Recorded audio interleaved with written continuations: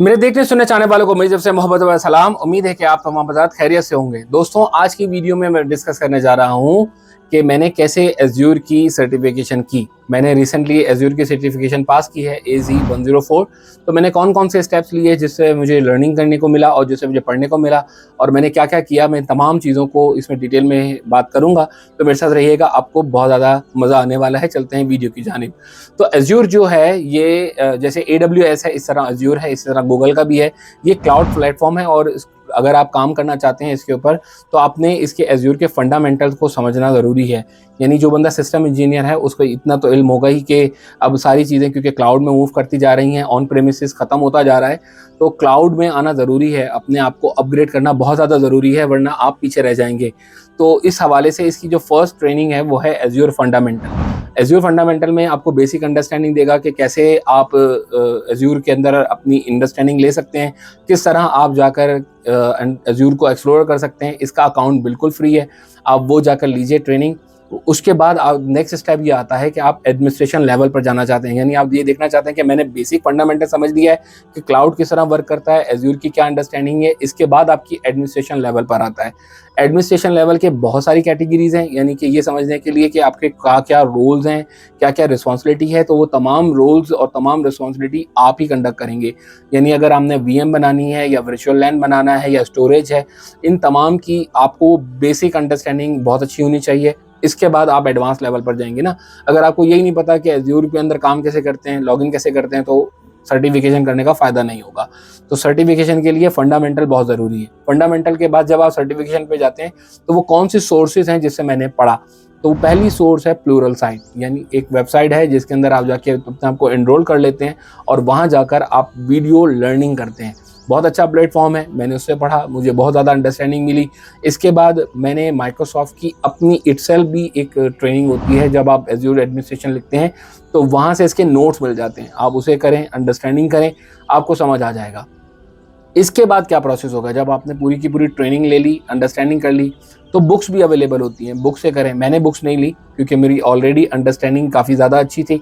मैंने system administration में मैं पिछले 10-15 सालों से यही काम करता आ रहा हूँ, तो अंडरस्टैंडिंग मेरी बहुत ज़्यादा अच्छी थी, तो मैंने बुक नहीं खरीदी। नेक्स्ट स्टेप क्या होता है कि आपने कितनी देर तक पढ़ना है। तो भाइयों, एटलीस्ट एक दिन में 2 घंटे तो ज़रूर निकाल लें और अपना टारगेट रखें कि आपने कब ये टेस्ट अटेम्प्ट करना है। आज मैं ये पढ़ना शुरू करता हूँ, तो मेरी एक टारगेटेड डेट होनी चाहिए कि मैंने 2 महीने के अंदर तक इसका पेपर पास कर लेना है।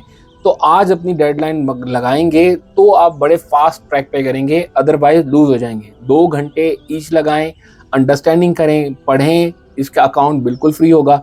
आप वहाँ जाकर इसका अकाउंट बनाएँ और अकाउंट जाके वहाँ पे प्ले करना शुरू कर दें। शुरू के $200 फ्री होते हैं, आप जाके प्रैक्टिसिंग करते रहेंगे। जो भी चीज़ पढ़ें उसे इम्प्लीमेंट करके देखें, जो भी चीज़ पढ़ें इम्प्लीमेंट करके देखें। इस तरह आपकी नॉलेज बढ़ जाएगी, अंडरस्टैंडिंग अच्छी हो जाएगी।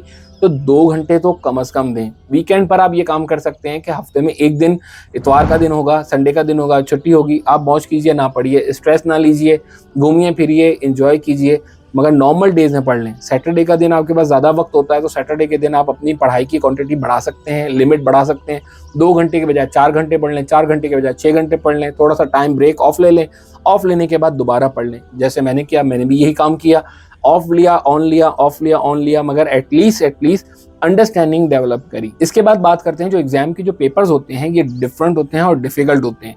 इतनी जल्दी समझ में नहीं आते। वो लैंग्वेजेज़ भी डिफरेंट होती हैं। जब आप कोई चीज़ पढ़ते हैं, what is this, what is that, तो एग्ज़ाम में ये चीज़ नहीं आएगी। यानी आपसे ये सवाल नहीं पूछा जाएगा कि आपने कैसे किया था, ये कैसा था, ये कैसा था। एग्ज़ाम में सिनेरियो बेस्ड सवाल आते हैं। यानी आपको एक पूरा सिनेरियो दिया जाएगा कि आप एडमिनिस्ट्रेटर हैं एक कंपनी के, आपके पास ये है, आपके पास ये है। बताइए इस सिनेरियो के अंदर आप कौन-सा स्टोरेज यूज़ करेंगे? बताइए इस सिनेरियो के अंदर आप कौन-सी मशीन करेंगे? लाइसेंसिंग क्या हो सकती है? इसके लिए मैं जो आपको रिकमेंड करूँगा, एग्ज़ाम टॉपिक एक वेबसाइट है, उसके अंदर बहुत सारे लोग जवाबात भी देते हैं। वो फ्री ऑफ कॉस्ट है, आप वहाँ से जाके ट्रेनिंग कर सकते हैं। You can buy a licence one, और फ्री भी है ये। तो आपको ये फ़ायदा ये देगा कि आपने एग्ज़ाम के हिसाब से अपने माइंडसेट को बनाना है। और फिर नीचे लोग अपने कमेंट्स कर रहे होते हैं, अपने एडवाइसेस दे रहे होते हैं, अपनी नॉलेज बता रहे होते हैं। तो इस तरह आपको और सीखने को मिलता है। 1 दिन प्रैक्टिस कीजिए, 2 दिन प्रैक्टिस कीजिए, 10-10 सवाल, 20-20 सवाल उसके फॉलो करते जाइए, अंडरस्टैंडिंग लेते जाइए, दोबारा से फिर उसको सॉल्व करें, दोबारा से बुक पढ़ें। जहाँ समझ ना पड़े, जो चीज़ समझ ना पड़े उसे स्किप करें और फिर उसके बाद उसे दोबारा पढ़ें। अच्छा, अगर आपने एक पूरा का पूरा पेपर दे दिया है, प्रैक्टिस टेस्ट दे दिया और आपको फिर भी समझ नहीं पड़ रहा कि ये क्या हुआ, फॉर एग्जाम्पल 50% आंसर आ गए, जवाब सही हो गया, 50% तो फेल हो जाएगा। तो आपने क्या करना है, आपने फिर उस जगह जाना है जहाँ पे ट्रेनिंग आपकी मिसिंग थी। यानी कि आपने पढ़ा क्लाउड की एडमिनिस्ट्रेशन में वर्चुअलाइजेशन आपकी थोड़ी सी कमज़ोर थी, मशीन के बारे में आपको नॉलेज थोड़ी सी कम थी, या स्टोरेज का सेक्शन कम था।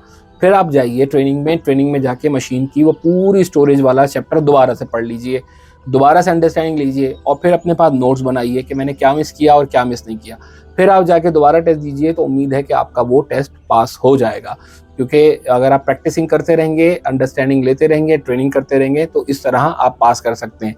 ड्यूरिंग द एग्जाम आपने क्या करना है कि जिस दिन आपका पेपर होगा उस दिन आपने रिलैक्स और चिल लेना है, आपने स्ट्रेस नहीं लेना, आपको अपने आप पे कॉन्फिडेंट होना है, आपने अच्छा सा नाश्ता करना है, सुबह ढेर सारा खाना पीना है, खूब से मज़े करने हैं, एंजॉय करना है, अपने आप को रिलैक्स करना है, अपने आप को काम रखना है, ताकि जिस वक्त आप एग्जाम में बैठें तो आपका पूरा फोकस उस पेपर के ऊपर हो, आप किसी और के बारे में ना सोच रहे हो। तो ये कुछ छोटी सी टिप्स थी कि जो मैंने अपने ऊपर अप्लाई करी और मैंने सर्टिफिकेशन निकाल ली। ये टिप्स आप भी अप्लाई करेंगे तो आपके लिए बहुत फ़ायदा होगा। मैं तमाम लिंक्स इसकी डिस्क्रिप्शन में डाल दूँगा, आप उससे पढ़ सकते हैं। और अगर इसके अलावा कुछ और पूछना चाहें तो मुझसे ज़रूर पूछिएगा। अगर आपने अब तक मेरी इमिग्रेशन सीरीज़ नहीं देखी है तो वहाँ जाके ज़रूर देखिएगा। आपको बहुत ज़्यादा फ़ायदा होगा कि कैसे ऑस्ट्रेलिया आ सकते हैं और किस वीज़ा पर आ सकते हैं। अपनी दुआओं में मुझे याद रखिएगा। अपना और अपने घर वालों का बहुत सारा ख्याल रखिएगा। मिलते हैं अगली वीडियो के अंदर। वस्सलामु अलैकुम वरहमतुल्लाहि वबरकातुहू।